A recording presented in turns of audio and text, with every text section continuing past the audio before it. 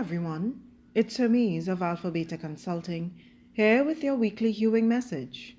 The message that shapes you into the you that's fit for purpose.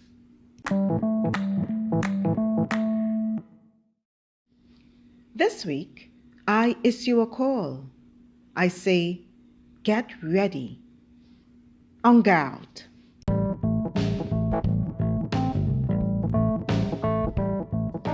Therefore, you also must be ready, for the Son of Man is coming at an unexpected hour.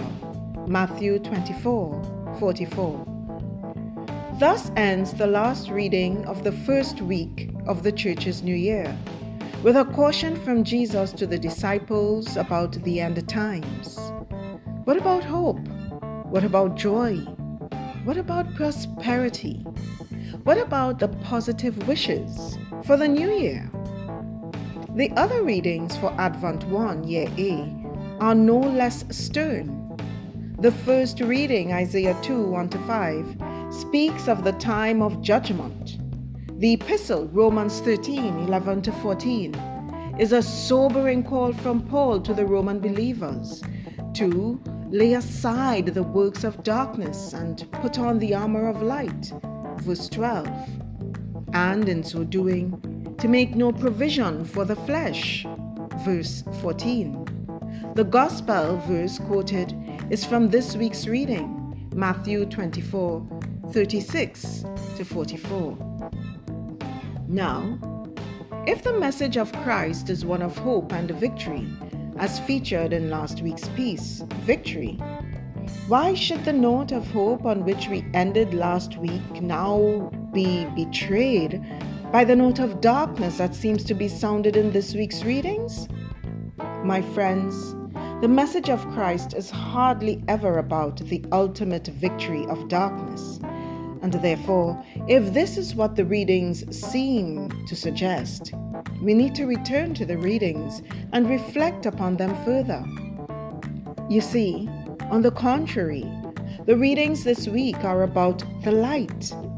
In the opening prayer, the collect, we ask, Almighty God, give us grace to cast away the works of darkness and put on the armor of light.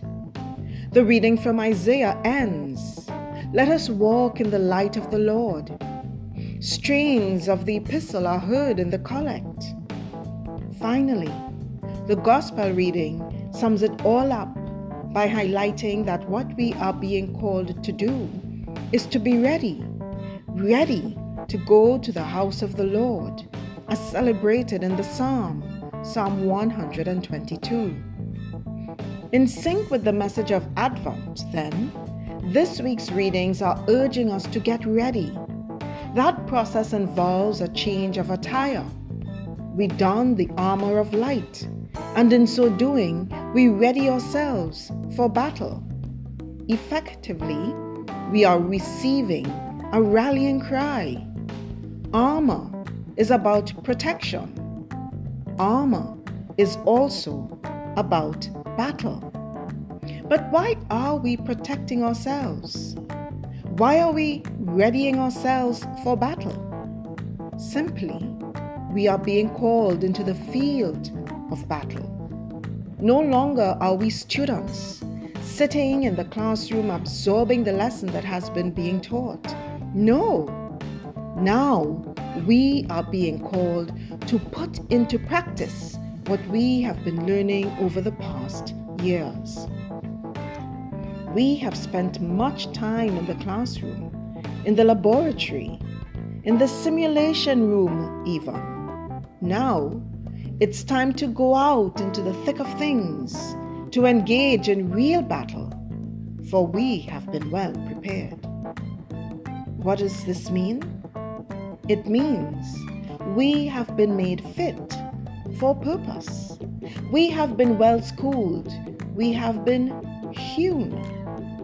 Now that the unwanted elements have been removed, our new clothes, or armor of light, can be donned so that we can fight as soldiers in the army of the Lord. So, far from what we might have been inclined to presume, because of the end times, the apocalyptic references.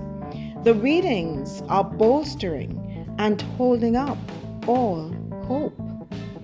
This week, in this new year, we are being encouraged to toss out the old, the works of the flesh, reveling, drunkenness, debauchery, and licentiousness, quarreling and jealousy, taking cue from Paul, and to take up the new, the armor of God, to put on the armor of light, to put on Jesus Christ. Friends, this is such an undeniable message of hope. Remember, Jesus Christ is the way. Who better to follow as we seek to attain our purpose, the will of God?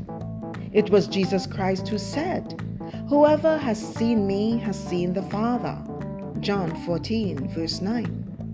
Therefore, when we put on the armor of light, when we put on Jesus Christ, we are sure to walk in the light of Christ and in the way that leads to the Father.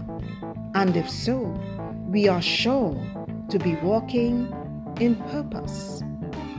Now, on that note, I say we celebrate in love, peace, and joy. Blessings to you, and Happy New Year!